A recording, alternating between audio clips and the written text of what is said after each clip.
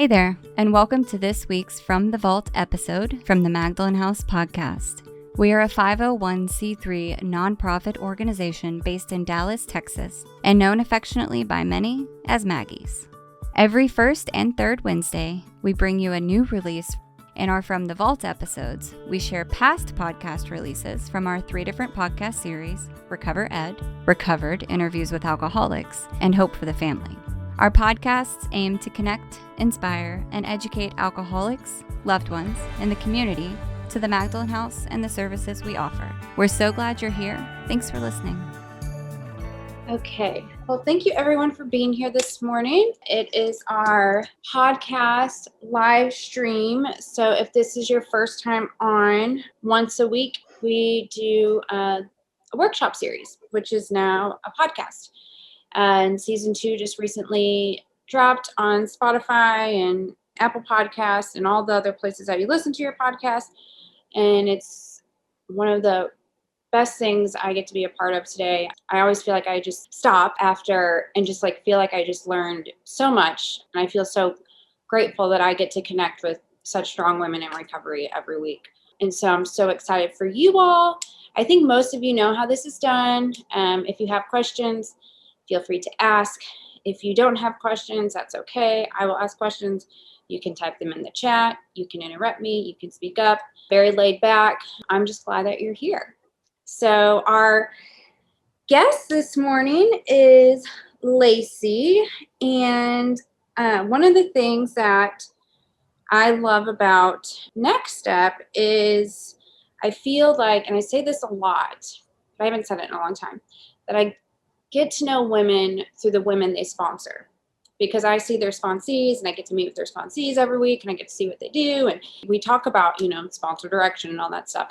One of the things that I learned early on about Lacy was that she was all about fitting yourself to be of maximum service. And I learned that from one of her sponsees who carried that into her life. And so that's just such a cool thing about this. I know that she carries her passion for helping others into her work life and to her home life, and you just can really see it whenever you talk to her. And so I'm so grateful to have you on. I've been wanting to have you on for a little while now. If you haven't heard already, she has a big book workshop on season 1 with Lisa K doing the preface and the forewords. And y'all, I've never heard somebody do a workshop on the preface and the forewords so good. So good. So you have to listen to it. All right, Lacy, so I'm going to quit talking and let you give us a little bit of background about yourself and what led you here. Well, thanks, Stephanie, and good morning, ladies. I am just really humbled and grateful and thrilled to be here with y'all this morning. My name is Lacy, and I have been blessed with recovery since July the 20th of 2014. And that is yesterday, but it's not, which is weird. And that's a real miracle. That is only because of God and the 12 steps and direction from a sponsor. So I'll be honest with y'all, like any kind of silly student, I've listened to this podcast and I love it. And I was listening to it this morning and praying and just meditating this morning and realizing, you know what, I can't study somebody else's story and try to be like them, right? That's me trying to be manipulative. That's me trying to play God. And my story is my own, and it might not be yours. You might not resonate with any single bit of it, but hopefully there's something in there that is helpful. So y'all, I grew up in a pretty normal childhood in East Dallas, and the oldest of 2. My parents are still married and they're wonderful. I know when we tell our stories, we talk about what it was like, what happened, and what it's like now. So I drank for the first time probably when I was about 14 years old. And from that moment on, I drank with that alcoholic allergy. Now, I certainly didn't know what that meant when I was 14. It took about, 16 or 17 more years for me to come to understand that. When I started drinking, I felt just empowered and alive and oh my gosh, this is what's been missing. I I was deeply insecure. I'm taller than everybody. I'm different than everybody. And so when I was in high school specifically, you would not have looked at me and thought that I was insecure. I had friends. I was, a senior superlative, whatever you want to call it. But I was deeply insecure. And alcohol on the weekends really gave me this like fun livelihood. And I drank with my friends. It was what I perceived to be age appropriate drinking, right? I drank in college. I graduated from high school in my top 10%. I graduated from college with, a good GPA. I made it through, despite the fact though, that like when I first started drinking, I always drank too much. Right. Like my girlfriends would have, like a bottle of Boone's Farm and just be like, tee hee hee. And that was just never the case for me. I overshot the mark from the very beginning. Now, that's not everybody's story. And I certainly didn't have that obsession from the very beginning, right? Like when I was 17, I could go to volleyball practice all week and go to show choir and then, party on the weekends with my friends and then start over and, make A's in my AP classes or whatever it was. And that kind of pattern persisted through college. It was really only in my 20s when things started to get a little bit questionable, and outside issues are a little bit of a part of my story that always kind of helped me to continue to stay up and drink or whatever the thing may have been.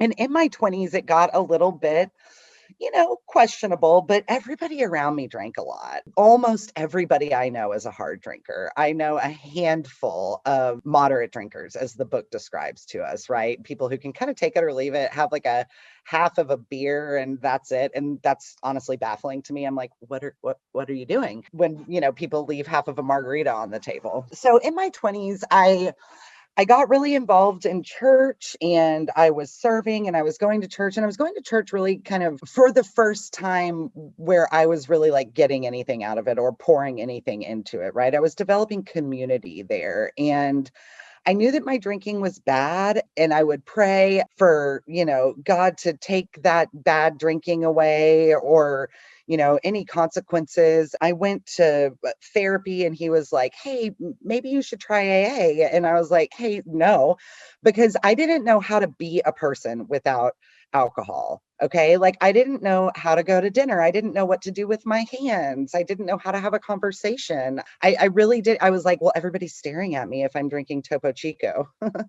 Nobody cares. That was my self-centeredness, right? It's all about me. And so the first time I quit drinking, I was 18, actually. I had this, kind of spiritual experience right before I went to college. And then I was really, really sad in college and I felt really, really rejected. And so I started drinking again. And then the next time I tried to stop drinking, I think I was 28. So 10 years down the road, and I quit for 6 months and I didn't need a program, and it was a little kind of iffy, and all of the outside issues kind of fell away on their own. I didn't have to have a program to stop any of that, and 6 months. And when I was 28, 6 months later, I picked up a drink. And y'all, I remember this is one of those real significant kind of memories of the allergy. I remember going to a little gathering of like 10 women, and it was like a do your makeup party or something.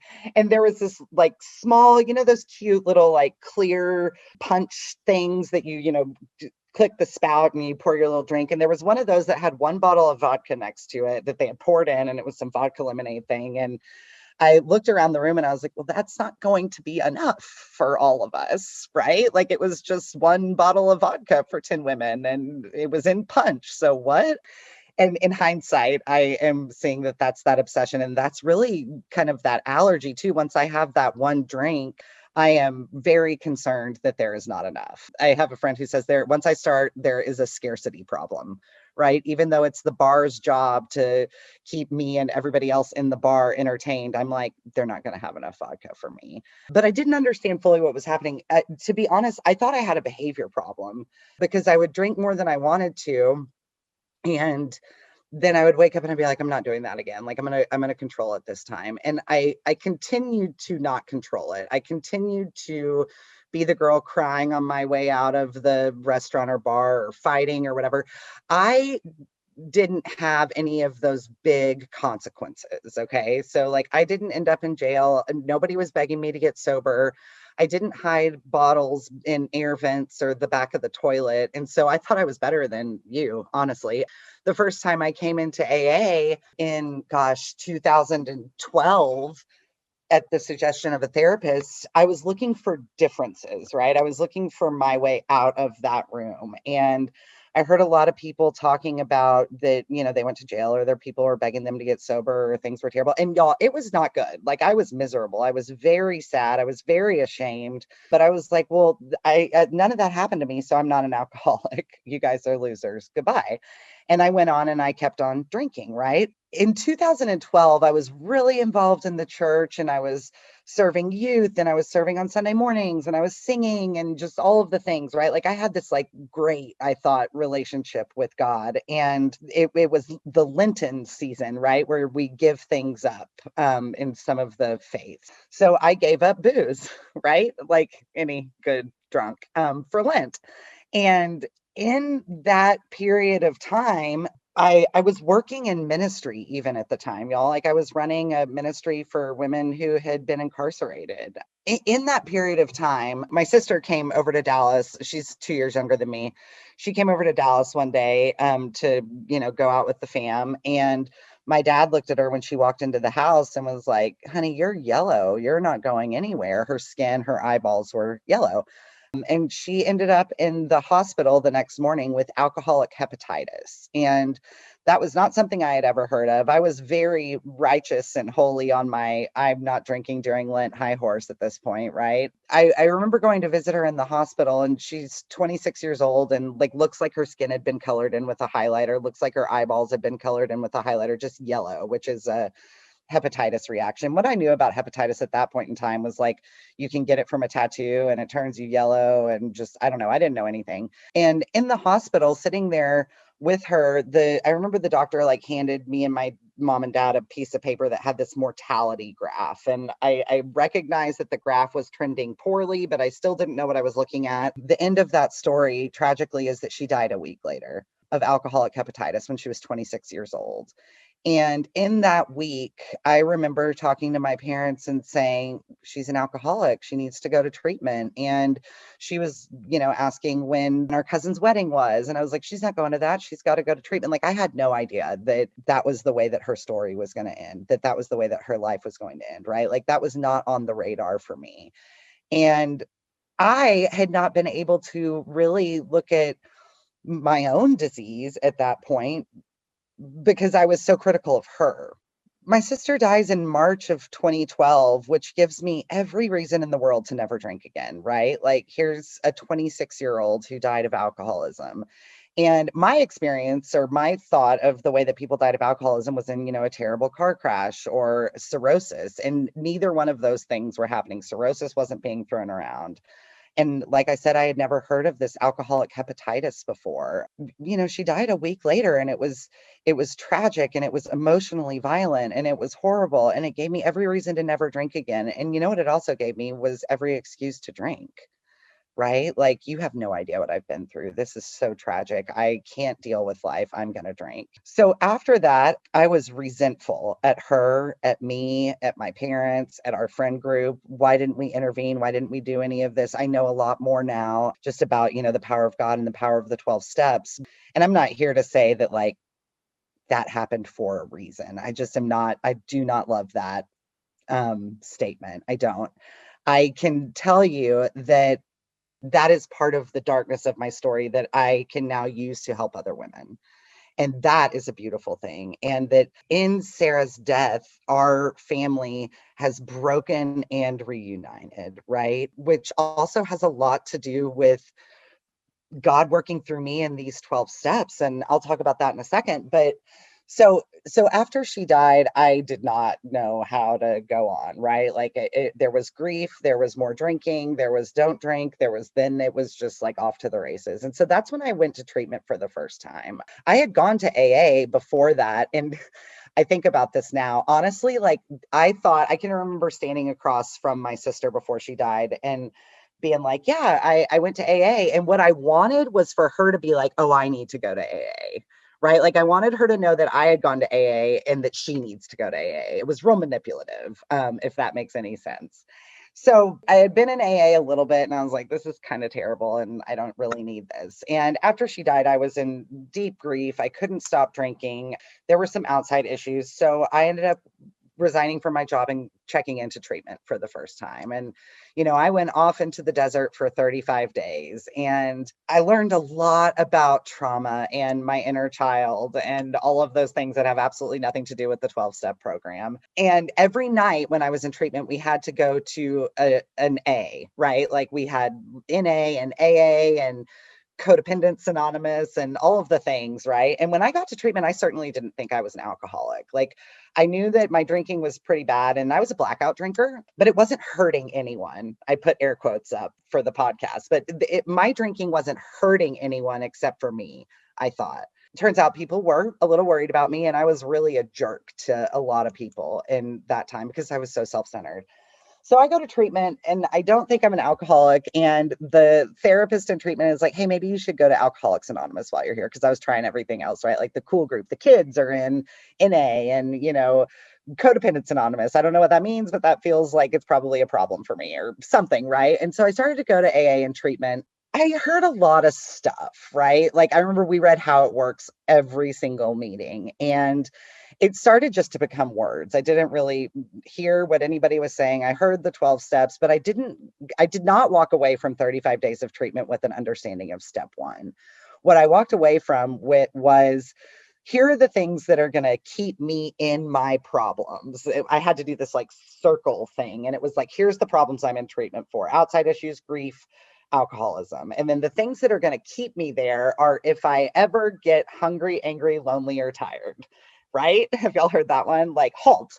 Okay, so I'm here to tell you that I'm like 2 of 4 of those in this very moment. So if I'm never to get hungry, angry, lonely, or tired, then I'm going to go drink right now at 9:00 in the morning because I'm hungry and tired, right? Like, and then it was, what's going to keep you away from that? And I was like, okay, I'm going to go to 90 meetings in 90 days. That was kind of one of the big, and I'm going to make a trigger list of stuff, right? Part of my experience, y'all, is towards the end of my drinking, I used to write the word stop on my wrist in permanent marker before I went to a baby shower or a party or anywhere. And I would think, okay, I'm just going to look at that and I'm going to stop because I don't want to be a fool the way I was the last time.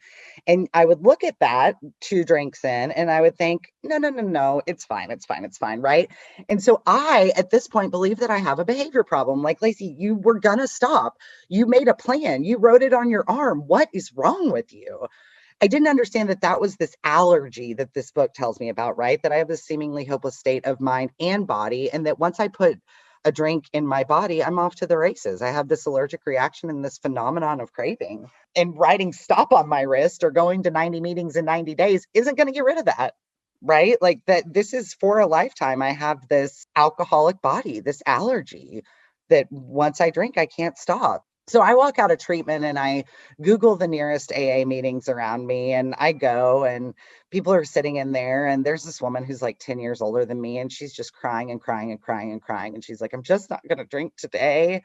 And this is just horrible. And y'all, I looked at that woman and I thought, if my life is going to be like that in 10 years, I would rather be drunk or dead. And I mean that. When I got out of treatment in 2012 and July or August of 2012, I spent about 2 years not drinking, which was an awful experience. I am here to tell you that from, 1998 to 2012, for all of those drinking years, 2012 to 2014, when I was not drinking but didn't have a suitable solution, were worse than all of those years combined. I spent a lot of time thinking that my sister got the better end of the deal because she died of this thing. It was horrible. We learn over and over and over again, the doctor's opinion says that we're restless, irritable, and discontented until we can again experience that sense of ease and comfort, which comes from taking the first drink. And that we have to have an entire psychic change. And I didn't have an entire psychic change. And I also didn't have that solution, that ease and comfort that came from that first drink, right? And I spent 2 miserable years like that. I mean it when I tell you that from 2012 to 2014, I remember less than I do from the 16 blackout years before that. It was awful. I was absolutely miserable because drinking was my solution, my excuse, my everything. Kind of everything. So I spent these years just mad and not drinking and dipping in and out of AA and listening to people cry and that they're just not going to drink today. And I was like, this is absolutely awful. And I was trying to repair my relationship with my family, right? Like with my parents, because I was so mad at them and I was so mad at me after my sister died and all of this. And we were kind of getting to a repaired point, and we were seeing a therapist together as a family. And I was telling everybody I was an alcoholic, that I wasn't drinking, right? But what I need you to understand, or what I hope that you understand when I say this, is that I did not know what it meant to be alcoholic in those 2 years. And I had spent 35 days in the desert in treatment, and I still didn't know to be alcoholic meant that I had this seemingly hopeless state of mind and body. Nobody ever told me about the allergy in the middle of these rooms in AA or in treatment. Nobody ever told me about this mental obsession, or if they did, I was not here to hear it yet, right? And I'm in therapy with my parents, and I tell the therapist, like, I just am miserable. He's like, well, why don't you go and just like try to have a glass of wine every night this week, and just one glass of wine, and kind of see how that works. And I'm like, you're an idiot. That is the worst advice you could possibly give someone who's not drinking. What the hell are you talking about? Right? Like, go try to have one drink. What in the world? Y'all, he was giving me direction that's actually in the big book, Alcoholics Anonymous. This man was a therapist and also a recovered alcoholic. Like, he knew what he was talking about, but I was so on my high horse and just like, no, you don't understand. I'm just not going to drink. I'm just not going to drink. Oh my gosh, it was awful. So fast forward to 2014, and I look at everybody and I'm like, yo, look, I'm not an alcoholic. I haven't had a drink in 2 years, so I'm not an alcoholic. Alcoholics drink every day, and they drink in the morning, and that's not me. So I'm going to start drinking again. And everybody was like, oh, okay. And so I did. And turns out that this progressive illness is in fact progressive. And I was off to the races the summer of 2014. And I was drunker, faster, drunker, just, all the things. I was still involved in the church, I want to point out. So I was still like really, I thought, really connected to God. I was serving. I went on all of these mission trips. And I remember the last drink I had was July 19th of 2014. And I was at a friend's house, and I set an alarm for 10 p.m. because I had to go home, because I had to be up ready to lead a bunch, like 250 youth on a mission trip the next morning at 5 a.m. And that alarm went off. And I remember, right? So here's this allergy kicking off. I remember looking at my phone and thinking, no, I have 30 more minutes. No, I have another hour. And I drank all the more, right? And I woke up hungover, and I started driving a van full of 17-year-old girls down to Louisiana. And on that trip, there was this woman who I had heard of. And she and her best friend were like going to Walmart to buy playing cards one day. And I was like, I want to come. She was like, wait, I know your name. She was like, wait, how long have you been sober? And I'm sinking into the back seat at this point. And I'm like, almost 2 years. I was not about to tell her I'd been drunk for the past 2 months. And she was like, oh, what's your home group? Who's your sponsor? What step are you on? It's hilarious to me now that she asked me what step I was on. I'm sinking into the back seat, and I'm like, oh, I don't have a sponsor. Oh, I don't know, a step one. And I'm full of shame. And this woman practically climbs over the seat. I can picture it like it was yesterday. And she turns around with tears in her eyes, and she goes, baby, you have not been sober. And I was like, I didn't know what she was saying. And I was like, okay. And she was like, do you want a sponsor? And I was like, yeah. And her best friend in the driver's seat goes, girl, you have no idea what you're getting yourself into. I didn't sleep that night because I was afraid that this woman was going to tell me I couldn't do it and I wasn't worth it if I told her I had been drunk for the past 2 months, if I told her I was hungover that morning that I met her. I was so ashamed. I mean, I was just a walking ball of fear and shame. And I was scared to tell her I had been drunk, right? I like literally didn't sleep. I was so anxious. And the next day, after we finish all the mission work, we, go off to talk. And this woman is just this like peppy, happy blonde lady. And she is sober and she is thrilled. And that's baffling to me because when I wasn't drinking, I was absolutely miserable. I said, I got to tell you something. And she was like, okay. And I said, I was drunk the night before I came on this trip. And she looked at me with this huge smile on her face. And she goes, I know, that's awesome. And I was like, what?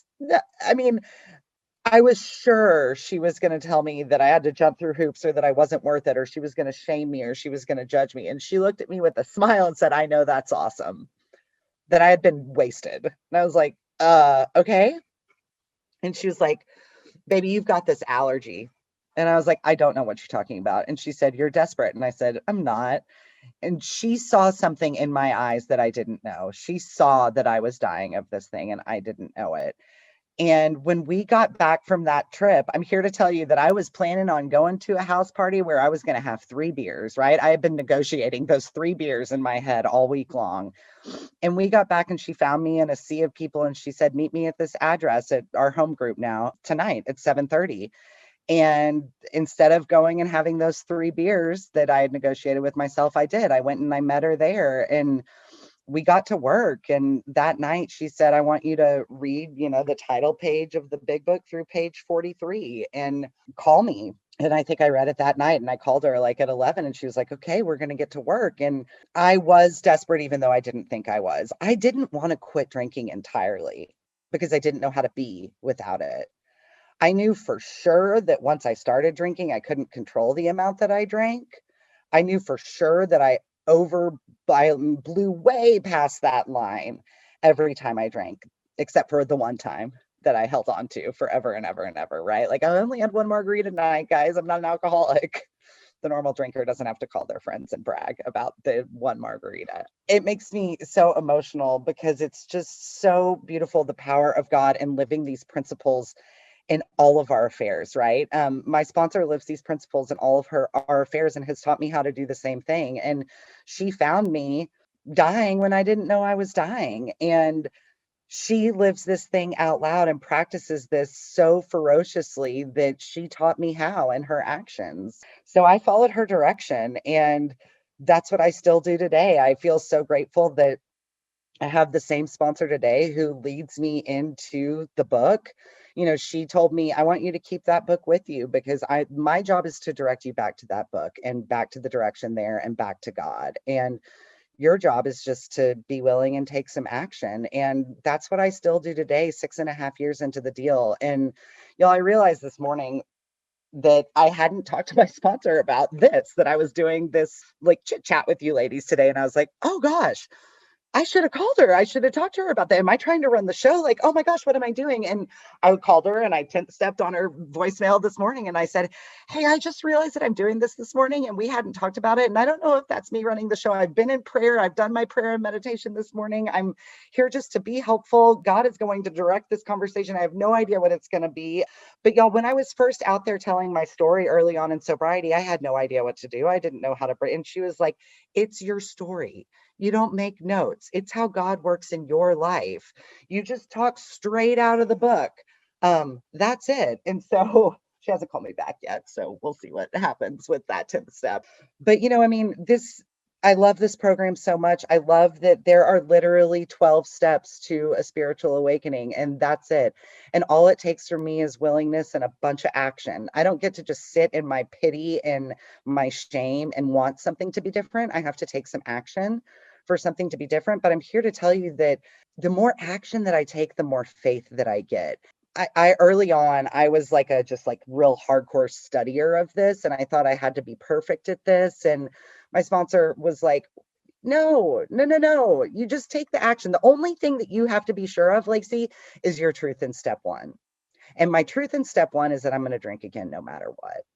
And I've proven that to myself time and time and time again. The suitable solution is God and working with others.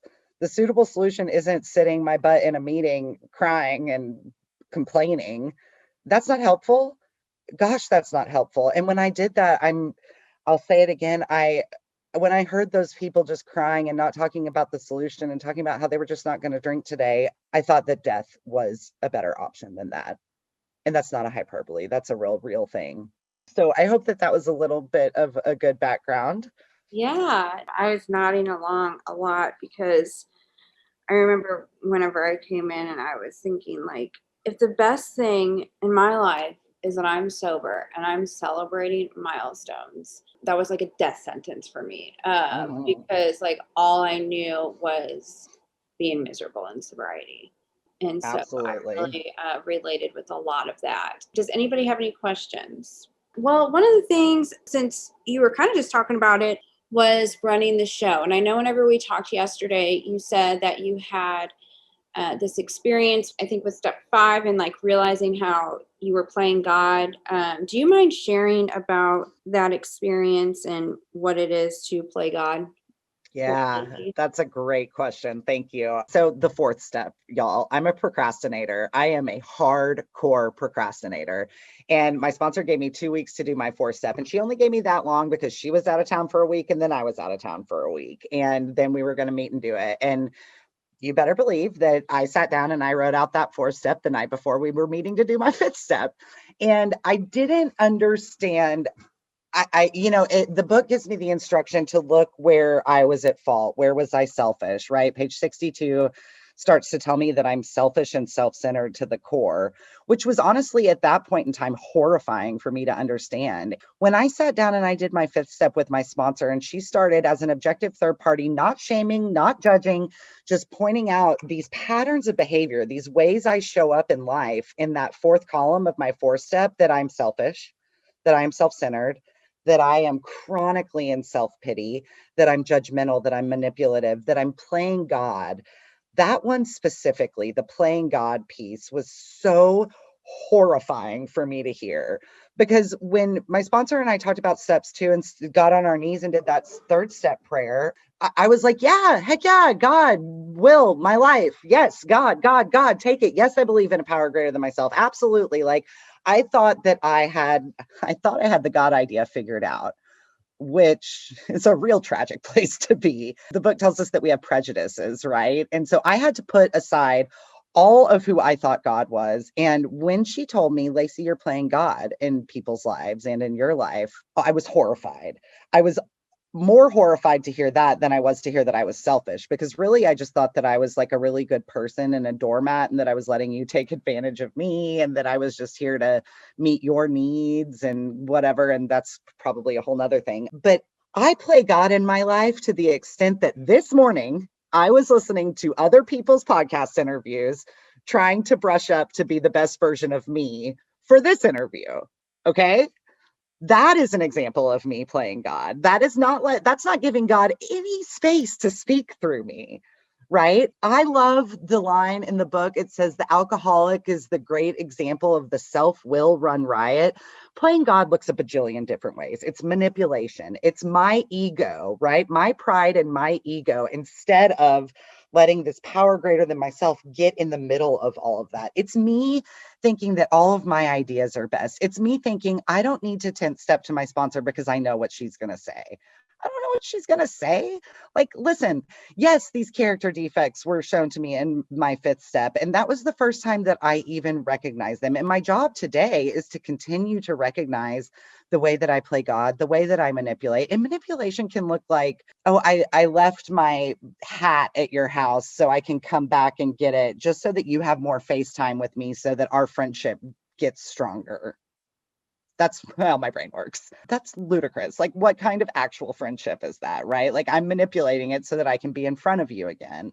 I think I know best. And this is not in the book, so whatever, but I have a favorite author who says that we know that we have conceptualized God in our own image when God hates all the same people we do. How great is that, y'all? She's an alcoholic too. It's so good. But right, like, I feel so justified in my fury, right? Like, I remember, I think I was listening to Cindy's podcast, and she was talking about early on in sobriety that some woman was walking in heels in front of her and just like taking forever. And she was like, everybody's mad at this, right? Like, aren't you mad? Like, again, that's me playing God, assuming that everybody right here, everybody listening thinks the exact same thing that I do. And if I can only conceptualize God as far as my little broken brain can, then that is not a very big conception of God, right? And the more and more I get into the action of the 12 steps, the more I'm into helping others, the more I am seeking God, right? It tells me that God does not make too hard of terms for those who seek him. I was driving to work this morning, and I just noticed that the sun is shining. That is a recognition of God, right? Like, I don't know about you guys, but I walked around and I didn't notice that the leaves changed during seasons for like 30 years. I didn't notice that in the spring, all of like the leaves push out those little worms, like those little worm thingies that get in your yard, and you're like, cool, great. And then here comes the big, beautiful green leaf after that. And then the leaves fall and you're like, shoot, I have to clean these up. Right. But like, instead of shoot, I have to clean these up, I can be great. This is maybe a weird metaphor, but it's also a very real thing for me. But I can be really grateful just to like have one breath and think, I didn't make the sunshine. And gosh, how beautiful is it that the sun is shining? And that's God for me, at least. But I love in the 11th step, it says we consider our plans for the day. And I've been taught that that language specifically means that I consider what my workday is going to look like, but I don't hold on so tight to it because I got to give God room. If my phone rings and it's a woman that I'm working with, or if it's, a woman in the Next Step program who's calling me for mentorship, I'm going to give space to answer that. Now, I'm not always perfect at that. Like, let me be honest with you. When my phone rings, I get afraid. I'm like, no, why? That's probably a residual from when the IRS was calling me when I was still drinking because I wasn't paying my bills. But, now my bills are paid, so I can answer the phone. I hope that answers that question. Yes, I was thinking, I remember the first time I noticed the clouds, and I know that I'm in whenever I don't notice those things outside, and so it's a really real thing for me too. Mm-hmm. But whenever you were talking about the selfishness and self-centeredness, knowing the type of work you do now, because I don't know if you remember, but we first met whenever you were working on Austin Street. Yeah. I think it was Austin Street. So I know that you make your life about serving others. And now I realize that you did that before you got sober. And so I could see how it would be really hard to be like, how am I selfish and self-centered? My question is the way you serve God and people today different from what it was back then? Do you understand what I'm asking? I think so. And I have kind of an idea of how to answer that. So I am a social worker, just like in my professional life, and I'm pursuing my master's of social work right now. And I work with vulnerable populations. What is different about the way that I serve God and serve others today than before I entered into recovery is so I was working in nonprofit, right, in a helping profession when I first got sober. And I was like, well, I help people all day. And my sponsor was like, that is not your 12th step work. I mean, she was really critical to point out to me the instruction that it gives me in the big book in working with others, that my 12-step work is one-on-one work with another alcoholic, and that it is carrying the message that is outlined in the book, not Lacy's message, not trauma-informed care, not, trauma therapy, that's professional, but that is not my 12-step work. That is something entirely different. So carving out time to be intentional about working with other women, about carrying the message. And I actually do lead a recovery group where I work now, right? And hardly anybody shows up to it on a regular basis, but I still sit here on the other side of this computer and I'm willing, right? I'm willing to be here and to carry that message for women. I'll tell you too that part of the way that serving God and others looks different now is that I will get on my knees and pray in my office. I will get on my knees and ask God for his direction in the bathroom at work. Especially as a social worker, as a case manager working with really vulnerable populations. Y'all, I don't know anything. I'm not a therapist yet. And one of the greatest gifts that this program gives me is the knowledge that I don't know, and that that's okay, right? So I create intentionally, and I forget to do this a lot too. Actually, a woman that I'm sponsoring said something to me about bringing God into, her interactions with clients. This was last week, and I was like, oh, I haven't been doing that. And I got on my knees in my office that day. And so she gave me that gift, right? She reminded me to do that, which is why, in sponsorship, when you are working with a sponsor, get over yourself and call your sponsor. It is more helpful to her than it is to you. Get your big old ego out of the way and pick up that 200-pound phone. And the more you pick it up, the stronger your arm gets and the lighter that phone gets. Okay. I know it weighs 250 pounds in the beginning. I know that. But get over yourself and call your sponsor in 10th step, because it's helpful to you and it's helpful to her. And this is just the greatest pyramid scheme ever because everybody's just helping everybody else. Okay. But yeah, I mean, professionally and in my personal life, right? Like I start to pause a little bit more. And especially, I am home with my wife all of the time right now because we're in this pandemic. And so that pause practice in the 11th step has become more and more important. So I hope that answers that. I mean, it really just looks like asking God, thy will be done over and over and over again, all throughout the day. Did you do stuff like that? Like whenever you were like leading ministries and everything, like, did you bring God into that? I mean, I think I thought I did, but not like that, right? Like I remember when I was in ministry before I got sober, like praying out loud was very, very nerve-wracking for me. I hated it. It felt real vulnerable. It felt really, but then also like I was leading youth, right? Like I was 30 and these kids were 15 and I was the adult in the room, despite the fact that I didn't feel like it. So, I mean, that was a big part of it. I did not invite God in the way that I do today, even then, even in working in ministry. And y'all, the thing about that's the thing that I love so much about these 12 steps is that it gives me precise instruction, right? Like there is nothing tricky about it. There's nothing vague. It is right there in the 11th step. It tells me exactly what to do. Mm-hmm. Yeah, because I just feel like it would be really, I'm just thinking about me and if I was doing ministry, how I would feel coming in. That I know everything about God and I'm so. Oh, heck. I'm like, this is my interpretation of this. And this, I mean, right? Like, because I'm teaching in ministry, right? And I think now, I mean, one of the greatest gifts, I said it already, but one of the greatest gifts that this program gives me is humility. Mm-hmm. My sponsor says that humility is indispensable to personal growth and that I need to be humbled at least once a day. And I have found that to be true. And I am so much quicker to recognize where I fail and to take ownership of that, to take responsibility for that, and then to take that to God and keep moving forward. Because like Lacy in real life, like unrecovered Lacy is like wants you to think that I'm perfect, doesn't want to show you those failures, won't take responsibility for anything. Lie. I am a liar. That is right, because I want you to have a different perception of me. Yes. Oh my gosh. I was literally just talking to a sponsee about that this morning, how like I still make things all about me. Like I still act out on character defects. The difference is I'm more quickly to see them. They become objectionable faster. Whereas like before recovery, I'm driven by these things and I'm blind to them and I don't see them. Absolutely. So yeah, awesome. Anybody have any questions?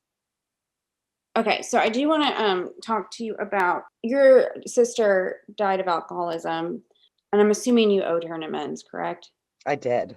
Okay. Did you make that amends? How did that look since she was no longer here?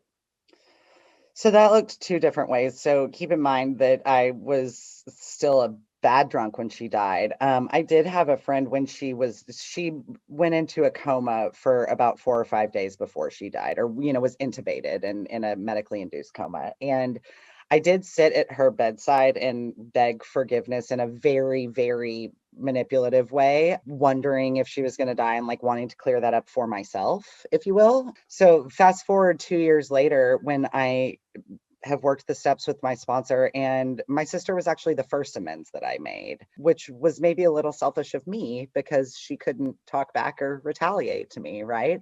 She couldn't say, when I asked her what I could do to make it right, she couldn't answer me. So what that looked like for me is I wrote her a letter, and we grew up in East Dallas, and I went down to White Rock Lake, which is right over there by the Magdalen House, and I listened to a Broadway song that we used to listen to. I kind of had to manipulate myself into emotion, if I'm being honest with you, right? Because I was still resentful at her that she had died, that she had drank herself to death. I was still mad at her. And I listened to La Vie Boheme from Rent, and I drove down to the lake and I got on my knees at a picnic bench and I asked God to come in, and I read that letter to the water, and I asked her to forgive me for the things that, well, that's not true. No, I didn't ask her to forgive me because that's not how that works. I told her, I am working this program of Alcoholics Anonymous and I owe you an amends. And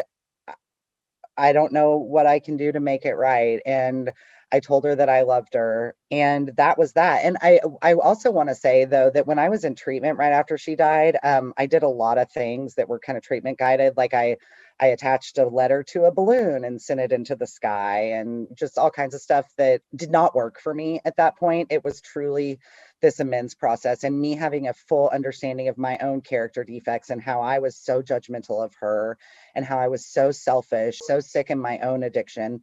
And again, how I was so selfish and judgmental of her alcoholism, right? I did not treat her like a sick person who was alcoholic. I treated her like a burden and like an annoyance. So I made amends for that in a letter, and I read it out loud to her, looking like whatever to people walking past me at White Rock Lake, right? But it didn't matter. I had to get out of my own, perception of what the stranger walking past was going to think. And I read that letter to her. Do you feel like you've made that right? Wow, that's a great question. So she died 9 years ago this month. And that's insane to think about.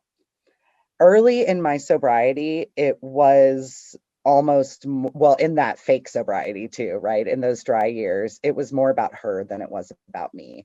I felt like I had to be sober. I felt like I had to. I also felt like she was mad. Right? We can tell ourselves all kinds of stories. I felt like, like she is dead, but she is mad at me. She doesn't want me to be happy.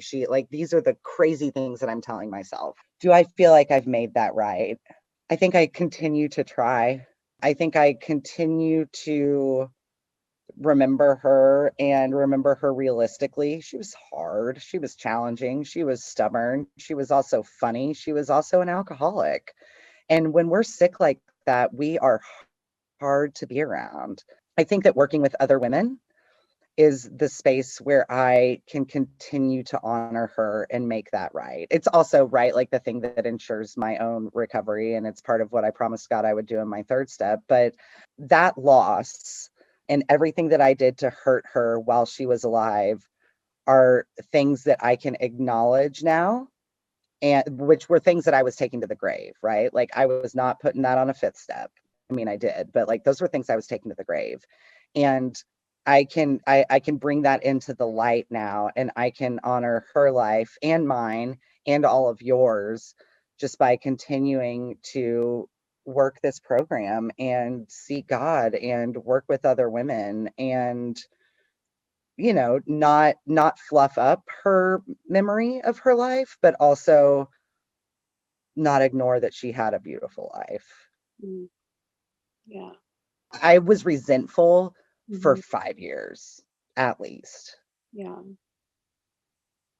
That makes sense. Thank you for sharing that. Absolutely. Does anybody have a question? All right. So I wanted to, I guess we're getting to the top of the hour.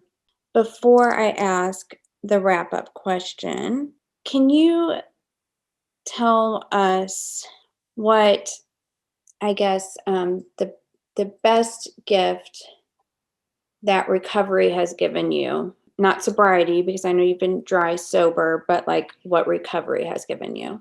Man, that's an awesome question.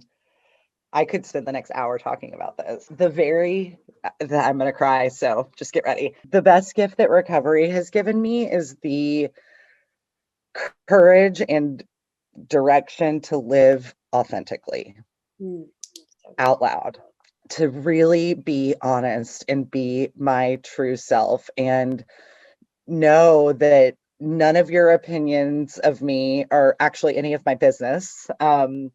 And that my worth comes from God.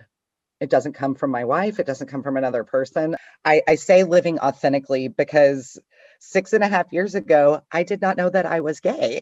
And it was in recovery that I started to be able to really accept myself. And now I have this beautiful marriage, and I have a wonderful wife, and I have a supportive community, and a lot of the women that I sponsor are gay, right? Which is like just kind of, I don't mean to make it about that, but what because it's not just about sexuality, it's about just really being able to be honest with myself. Because when I sat down and wrote out my fourth step, that was the first time I was honest with myself and with God. And then when I sat there and I snot cried for 2.5 hours with my sponsor and did my fifth step, I mean, y'all, it was ugly. But I walked away from that feeling a little bit of relief. The book tells me that I'm going to feel this freedom, that we're building this arch through which we can walk to freedom. And I didn't feel this like great release, right? That came gradually for me and continues to come. But living authentically and being connected to God, right? Like knowing that I am loved and cheered for and led by a power greater than me is the greatest gift that this thing has given me. It's just that authenticity, which also shows up like in my marriage or at work when I fail, right? Like y'all, early in the job that I'm in right now, I fell asleep in a staff meeting and I like really didn't think anybody noticed, right? Like I'm like sitting there, with I was just overwhelmed. I think whatever, I can make a bajillion excuses. I got called out for it and I was like, you are right. But earlier I said I'm a liar and I'd be like, no, I was just sick. I don't know. Like I would make a bajillion excuses. I was horrified. I was humiliated. I was humbled. And I was like, you know what? You are absolutely right. I can't do the work that I do with other women that I sponsor or that I do professionally if I'm not authentic. If I don't show up in the room as my full self, I cannot be a person in the world. And that's just my experience and what I've chosen to do professionally, which I feel super called to. But my purpose in life is to carry the message of the 12 steps to the alcoholic that still suffers. That is my primary purpose in life. And it is that all of that darkness, that all of those terrible things, that all of the shame that I carried is a gift, is truly baffling and helps me just to be my most authentic self. That's so beautiful. I love that so much. All right. So our wrap-up question is just if you could leave, and by the way, I just want to say that all of this stuff is what I needed to hear this morning. So I'm so glad for anything that. else, you have helped me tremendously. So thank you. But my wrap-up question is if you could leave us with one takeaway, one thing that you'd want to leave us with, what would that be? Can I do two? Radical honesty, I think, is what it tells me in the book over and over to be thorough and honest. So just radical honesty with yourself, saying the thing that you never were going to say out loud. And then this one is a direction that my sponsor gives me all the time, but this is not a feelings program. This is an action program. I don't care how you feel. I don't care if you don't feel like picking up the phone. I don't care if you don't feel like driving to the meeting. That's not an option right now because we're all on Zoom, right? Like it's not about how you feel. It's about the action that you take. And the more action that you take, the more faith that you get. I said to my sponsor a couple of weeks ago, I am tired of hearing myself say the same thing over and over again. And she's, been sober for like 14 years. And she was like, you think you're tired of it? I'm tired of it. And then God shows up in a way where somebody who I admire and respect calls me and says, I think I have a problem. And I get to start over and I get to see the lights come on in her eyes. And yeah, I'm saying the same thing I've said over and over again, but God is showing up differently for me, even in working with this other woman in a way that is so beautiful and so profound. And it's about my willingness, right, to continue to take the action. So I love this. I love you guys. I feel so grateful to have been here. Thank you. Thank you so much. This was wonderful. So, all right, ladies. Well, you all have such a fantastic day. Lacy, thank you again so much. And I will see you all later. We hope you've enjoyed this From the Vault re-release of the Magdalen House podcast. Tune in every first and third Wednesday for a new release from one of our 3 podcast series. To learn more about the Magdalen House and the services we offer, visit magdalenhouse.org or follow us on your favorite social media channels by searching for the Magdalen House.